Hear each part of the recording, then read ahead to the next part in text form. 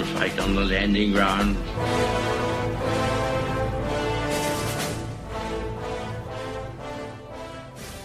Thank you for joining us.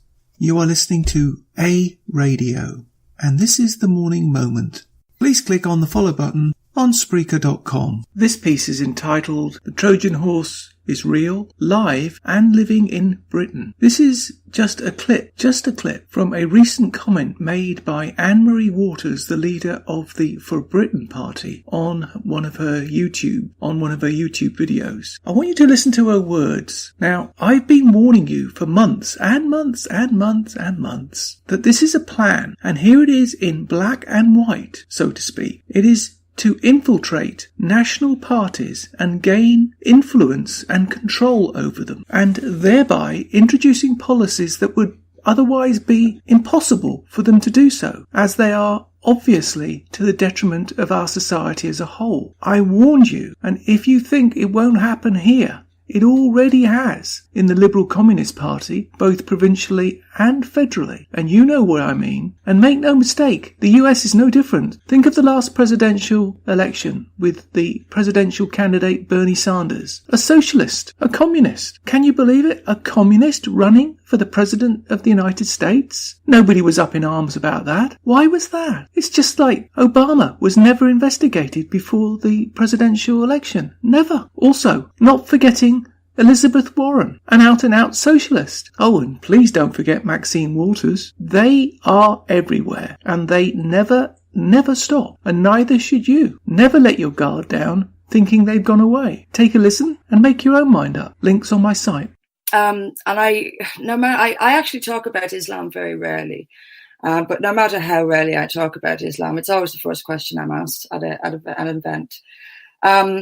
And in any case, people are going to say I'd only talk about Islam, regardless of what I do. And I say all this because today I do want to say something about Islam, specifically Labour and Islam. Now, it comes up today, and I'll post, there's a Guido Fawkes article, which I'll post in the description, which says that 3 of the 4 potential Labour candidates for the Lewisham East election have in some way praised or been seen with or endorsed. I'll read out exactly what it says. That Sakina Sheikh, she's the first. She's the momentum-backed candidate. She was at an event, sitting at the same table at an event at the Lewisham Islamic Centre with Shakil Beg, who is the Imam of the Lewisham Islamic Centre. It says here also that Janet Davey, another of the 4 potential Labour candidates in Lewisham, took part in a panel discussion with Beg at Lewisham Islamic Centre. And in October last year, Brenda Dakers, so this is 3 of the 4, promoted a lecture given by Beg at Lewisham Islamic Centre. And last year, she joined Beg at a Unite Against Fascism rally.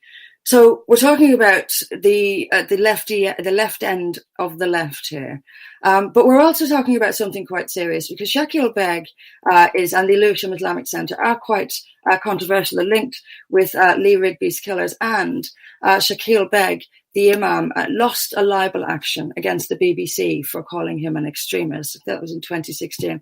I'll post a couple of articles about that as well. But this is serious, and this is a pattern that's being repeated across the country with Labour. Recently, Breitbart reported that Trojan horse governors, the Trojan horse scandal, where these extremists were trying to take over school governing boards, or at least get great influence on school governing boards in order to expand their ideology in schools. This was exposed, and some of the people involved in this, according to Breitbart, are now campaigning for Labour. People are increasingly seeing Labour, Islamic extremists and jihadists and Islamists and whatever other description of activist for Sharia you want to use, are increasingly seeing Labour as a vehicle. And they're right to do so, because Labour is offering them that vehicle. And this is serious. We have people who despise our society, who despise our democracy, who despise who Britain is and the character of Britain. And that what they offer as an alternative is a 7th century religious oppression and brutal punishments, cruel misogyny, cruelty to children. This is what they offer as an alternative to our British society. And the fact that they are finding a vehicle, increasingly finding a vehicle, and it seems no matter how extreme their words, it doesn't deny them that vehicle, in one of the two parties in this country that are currently in the position to form a government. That is very, very worrying. And I think we need to speak about this. I think we need to warn about this. And I think there needs to be an injection of some opposition to this into Parliament. We need to get people elected who will formally present opposition to this in our formal structures, in our Parliament, in our local councils. And we need to be doing this as elected people elected by the people. We need to be a voice for the people, because the people are worried about this. And if they knew, the mainstream media obviously doesn't report very much of this, but there's a greater and greater extent of extreme Islamic beliefs being injected into the Labour Party, and that is very worrying. You can find more at aradio.wordpress.com, where you can find links to us on Twitter, Facebook, Instagram, iTunes, iHeartRadio, Gab and email. We are continuing to reach out to you, so please pass on the links. Please click on the follow button on Spreaker.com.